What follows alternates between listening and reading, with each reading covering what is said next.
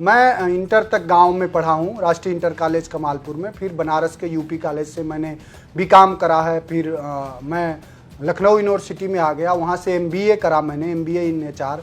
फिर इसके बाद मैंने वहाँ से एमफिल करा। एमफिल के बाद मैंने एक कोर्स करा, post graduate diploma social duties and human rights. इसके बाद मैंने एलएलबी करा, फिर एलएलएम करा। अगर मुस्लिमों की जो आपने बात करा उसको मैं स्पष्ट कह रहा हूँ, अगर मुस्लिमों का अगर सबसे ज्यादा अगर राजनैतिक प्रतिनिधित्व किसी पार्टी में है तो निश्चित रूप से समाजवादी पार्टी में है, और वो आगे भी रहेगा। सपा में क्या होता है, अखिलेश यादव ही मुख्यमंत्री बनते हैं, वही नेता प्रतिपक्ष बनते हैं। प्रधानमंत्री बनना होगा तो वो भी वही बनेंगे, परिवार के लोग ही बनेंगे, शिवपाल यादव, धर्मेंद्र यादव आदि। क्या और यादव नहीं है उत्तर प्रदेश में? देखिए, राजा भैया के बारे में इतना कहा जा सकता है कि देखिए, भाषा कम से कम अच्छा वो बोलते हैं। अगर दिल और दल अगर मेल मिलाप हुआ है तो हम किसी भी तरह जो हमारा, उनके तो एक समय में वो स्वयं कहते हैं कि नेताजी ने कितनी मदद करी। 2 जगह मेरठ और फैजाबाद, 2 जगह सामान्य सीटों पर वंचित वर्ग के व्यक्ति को प्रत्याशी बनाने का साहसिक राजनीतिक निर्णय किसने लिया? अखिलेश यादव जी ने लिया। नमस्कार दोस्तों, आप सभी का स्वागत है यूपी तक पर। हम बात करने जा रहे हैं एक ऐसे शख्स से जो है खाटी समाजवादी लेकिन युवा भी हैं। अखिलेश यादव की टीम से हैं और सोशल मीडिया पे खूब चर्चा में रहते हैं।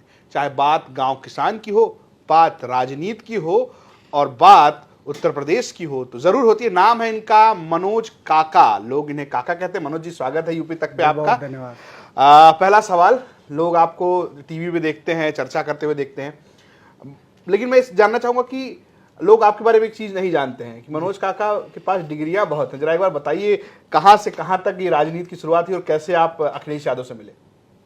देखिए, ये नितांत व्यक्तिगत सवाल है, लेकिन आपने अच्छा करा कि पूछा कि कम से कम हमारी डिग्री उस तरह तो नहीं है कि इंटायर पॉलिटिकल साइंस की तरह, तो सबको जानने का हक है, क्योंकि सार्वजनिक जीवन में सब चीज़ जानी जाती है। मैं इंटर तक गांव में पढ़ा हूँ, राष्ट्रीय इंटर कॉलेज कमालपुर में। फिर बनारस के यूपी कॉलेज से मैंने बीकॉम करा है। फिर मैं लखनऊ यूनिवर्सिटी में आ गया, वहाँ से एमबीए करा मैंने, एमबीए इन एचआर। फिर इसके बाद मैंने वहाँ से एमफिल करा। एमफिल के बाद मैंने एक कोर्स करा, post graduate diploma social duties and human rights. इसके बाद मैंने एलएलबी करा, फिर एलएलएम करा। तो ये हमारे डिग्रियां हैं और सारी डिग्रियां हमारे पास हैं, और कभी भी ज़रूरत होगी तो वो साक्ष्य है। और यूनिवर्सिटी टीम अखिलेश यादव में कैसे आ गए आप?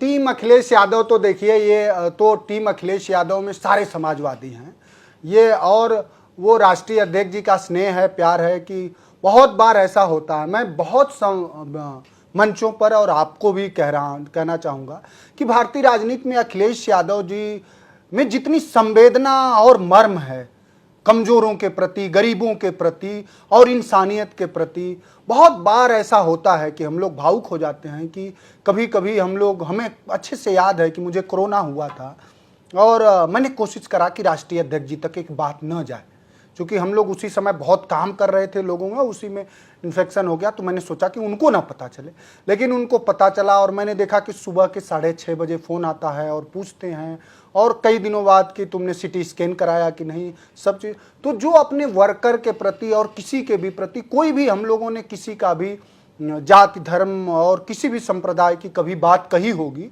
तो उन्होंने एक बात हमेशा कहा होगा, मदद करना, उसकी मदद करना, कैसे होगा, पूछना। तो इस तरह से, और आप जैसे भाइयों ने सबने जो बढ़ाया होगा, तो ऐसे ही टीम में आया। और टीम का क्या सवाल है, हम लोग उनके वर्कर हैं, और पूरे समाजवादी पार्टी का समस्त कार्यकर्ता। और जो उत्तर प्रदेश में प्रचंड जीत मिली है, अगर आप भी मानवता की, इंसानियत के, पंथ निरपेक्षता के अगर वाहक हैं तो आप भी टीम अखिलेश हैं। तो एक सवाल अब ये है, चूंकि आप बात कर रहे हैं अखिलेश यादव की, जीत बड़ी मिली है आपको उत्तर प्रदेश में, 37 सांसदों के साथ आप उत्तर प्रदेश की सबसे बड़ी पार्टी है, लार्जेस्ट पार्टी यूपी, और अगर आप पूरे देश की बात करेंगे तो तीसरे नंबर पे हैं लोकसभा चुनाव में। लेकिन एक आरोप है, आरोप ये है जो कि मुसलमानों को प्रतिनिधित्व नहीं दे रहे हैं आप लोग, बड़े कम सांसद दिए हैं, यादवों को नहीं दे रहे। यादव मतलब सिर्फ यादव परिवार, और कहने वाले कह रहे हैं कि ये तो सिर्फ अब दरी बिछाने के लिए बचे हैं। अब देखिए, आप जैसा प्रबुद्ध व्यक्ति जो सब तरह के आंकड़े रखता हो, भारतीय जनता पार्टी से यह सवाल आपको करना चाहिए कि इतनी बड़ी पार्टी है जो कहती है कि दुनिया की सबसे बड़े पार्टी है, लेकिन नागरिकता के तौर पर तो 140 करोड़ जनमानस आपका है, उसमें एक वर्ग को जिसकी आबादी 20% है उसको एक भी 0.1% का भी प्रतिनिधित्व नहीं है। अगर मुस्लिमों की जो आपने बात करा उसको मैं स्पष्ट कह रहा हूं, अगर मुस्लिमों का अगर सबसे ज्यादा अगर राजनीतिक प्रतिनिधित्व किसी पार्टी में है तो निश्चित रूप से समाजवादी पार्टी में है, और वो आगे भी रहेगा। सबसे ज्यादा विधायक हैं हमारे और आज के डेट में सबसे ज्यादा सांसद हैं हमारे। आप आंकड़े देखेंगे तो 4-4 सांसद हैं हमारे, विधायक हमारे 30 से ऊपर हैं। तो हम उनको हर तरह की हिस्सेदारी दे। दूसरी बात आपने यादव कम्युनिटी पे की, हमारे राष्ट्रीय अध्यक्ष जी यादव हैं, तो हाथी के पांव में सबका पांव होता है, और हमारे कई सारे विधायक हैं। बीजेपी के लोग ये कहते हैं कि हम तो मोहन यादव भी हैं हमारे यहाँ, जिनको मुख्यमंत्री बनाते हैं, हम भूपेंद्र यादव हैं उनको मंत्री बनाते हैं। जी, सपा में क्या होता है, अखिलेश यादव ही मुख्यमंत्री बनते हैं, वही नेता प्रतिपक्ष बनते हैं, प्रधानमंत्री बनना होगा तो वो भी वही बनेंगे, परिवार के लोग ही बनेंगे, शिवपाल यादव, धर्मेंद्र यादव आदि।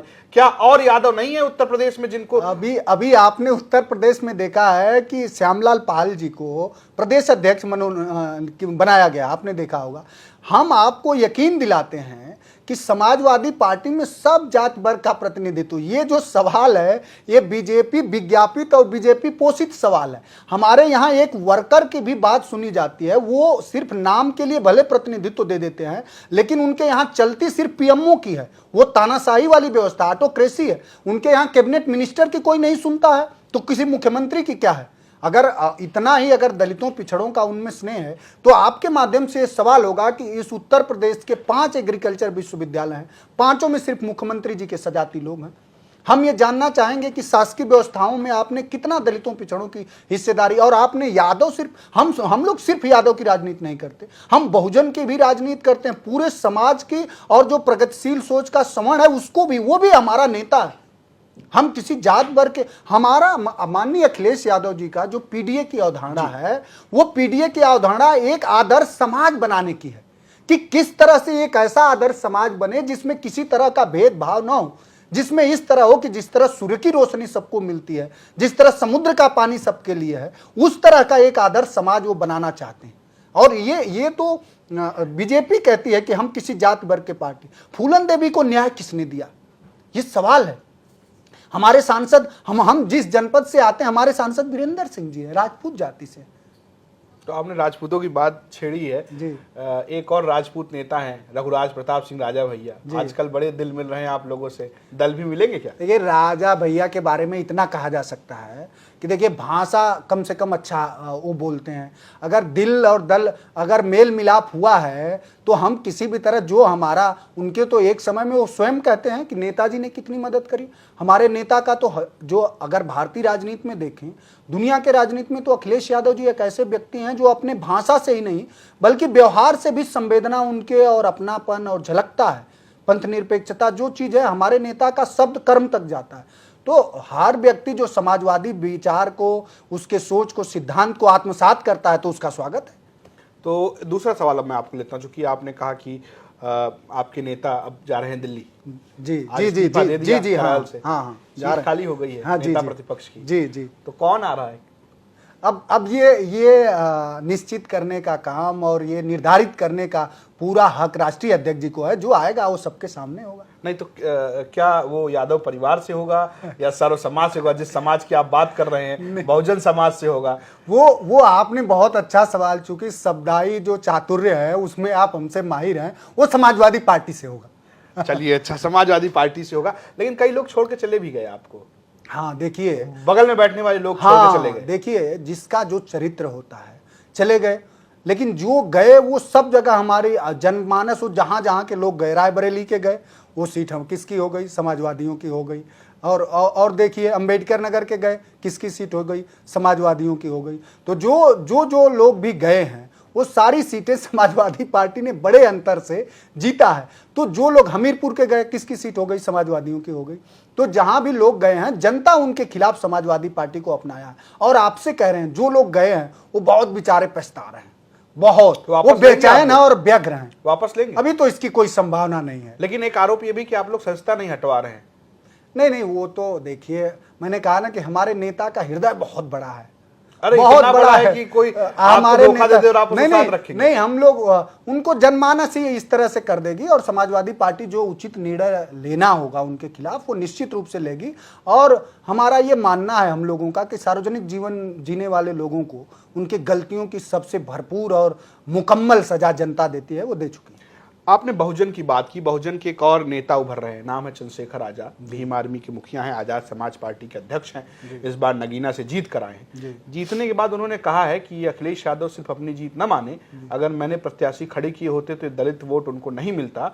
और जिस तरीके से उन्होंने आरोप लगाया, उनका आरोप यह है कि अखिलेश यादव जो है, और चुनाव में भी उन्होंने कहा कि वो नहीं चाहते हैं कि हम जैसे लोग जो तमाम संघर्षों के बाद आते हैं ऊपर उठे। क्या कहेंगे आप चंद्रशेखर? देखिए, बहुत सारी एक तो उनके जीत पर उनको हम बधाई और देना चाहेंगे, और दूसरी बात जो हमारे नेता के करेंगे, तो हमारे नेता ने, मैंने कहा तो कि मैं खुद उनका एक वर्कर होकर के और उसी चंदौली में अनेकों जगह, चंदौली, बनारस, पूर्वांचल में हम लोग अनेकों जगह दलितों के मुद्दे पर आपको लड़ते दिखे होंगे, जेल गए हैं हम लोग, मुकदमे हुए हैं उनके मुद्दे पे हम लोगों के साथ। तो राष्ट्रीय अध्यक्ष जी स्वयं, और इस देश में कौन ऐसा नेता है बताइए ना कि सामान्य सीटों पर, अगर इस भारतीय राजनीति के इतिहास में 2 जगह, मेरठ और फैजाबाद, 2 जगह सामान्य सीटों पर वंचित वर्ग के व्यक्ति को प्रत्याशी बनाने का साहसिक राजनीतिक निर्णय किसने लिया? अखिलेश यादव जी ने लिया। तो हमारे नेता की जो अवधारणा ही पीढ़ी है, जो तो चाहते हैं, हमारे यहाँ भी बहुत सारे नेता हैं, तो पहले तो हम अपने लोग को, जो हमारे विचारधारा के साथ, जो हमारे नेता के साथ संबद्ध हैं, उनकी हिस्सेदारी हम तय करना चाहते हैं। किसी पर कोई कमेंट नहीं है, उनकी अपनी राजनीति, और हम ये मानते हैं कि सभी जात वर्ग के और दलित तो गठबंधन में आएंगे क्या वो? अब ये निर्णय राष्ट्रीय अध्यक्ष जी लेंगे, आप समझ ही रहे होंगे, इस पर हम तो नहीं। अच्छा चलिए, एक और बात है, ये आखिरी सवाल है। कांग्रेस आपके साथ रही, राहुल गांधी अखिलेश यादव की जोड़ी की खूब चर्चा रही, चुनाव खत्म हो गए, 2027 की है। कांग्रेस के नेता ये कह रहे हैं कि हम चाहते हैं गठबंधन बना रहे, आप क्या चाहते हैं व्यक्तिगत तौर पे? मैं नहीं कह रहा, चलिए आप नहीं, व्यक्तिगत तौर पे तो देखिए, हमारी पार्टी तो पहले आप जान ही रहे हैं, पूरा सरकार बनाए हैं 2012 में। अभी भी हमारी क्या हैसियत है, अगर विधानसभा भी देख लें तो हर विधानसभाओं में हम तो ये मानते हैं, मैं तो ये मानता हूं कि समाजवादी पार्टी आने वाले समय में एक जनमानस के मुद्दा और सवालों के साथ, किसान के, माताओं के, बहनों के, पेपर लीक होते हुए युवाओं के सवाल को लेकर के समाजवादी पार्टी 2027 में एक ऐतिहासिक जीत आपको दिखेगी। नहीं तो गठबंधन में रहोगी या इंडिया ब्लॉक की जीत होगी, समाजवादी पार्टी की जीत? नहीं, ये हम आप सबकी जीत होगी, मानवता की जीत होगी। आप घुमा रहे हैं? नहीं, घुमा नहीं रहा हूं, सच कह रहा हूं कि समाजवादी पार्टी और हम लोग जो जीते हैं, आपसे स्वयं मैं कह रहा हूं, क्योंकि आपको तो हम लोग सुनते रहते हैं आपके मंच, हम लोग इसको जिम्मेदारी समझ रहे हैं, हम लोग कोई उत्सव नहीं मना रहे। हमारा ये संकल्प है, और पीडीए की जो अवधारणा है, और जो संविधान की, जो बाबा साहब की, जो डॉक्टर लोहिया की, जो पूज्य गांधी के ग्राम स्वराज की अवधारणा है, उसके प्रति समाजवादियों की प्रतिबद्धता है। और 2027 में ऐतिहासिक जीत होगी समाजवाद, ऐतिहासिक, आपसे कह रहे हैं। तो ये देखिए, मनोज जी ये कह रहे हैं कि 2027 में ऐतिहासिक जीत होगी। तो फिलहाल मनोज जी, बातचीत में बहुत मजा आया, शुक्रिया आपका। एक रिक्वेस्ट है कि यूपी तक के दर्शकों से आपसे कहना होगा कि जो आपके लोग देख रहे हैं कि इसको सब्सक्राइब कर लें। यूपी तक के दर्शकों से और जो साथी सोशल मीडिया पर हैं और जो पढ़ने लिखने वाले छात्र हैं, सबसे मैं गुजारिश और एक निवेदन करूंगा कि अगर आपको अकादमिक जगत की भी कोई सूचना चाहिए, सच क्या है, अगर ये देखना हो तो यूपी तक को सब्सक्राइब जरूर कर लीजिए। तो बिल्कुल, आप सबका बहुत धन्यवाद। तो मनोज जी शुक्रिया, और आप सभी से एक गुजारिश है कि देखते रहिए यूपी तक, हम ऐसे ही लगातार नए नए शख्सियत से बातचीत करते रहेंगे। नमस्कार।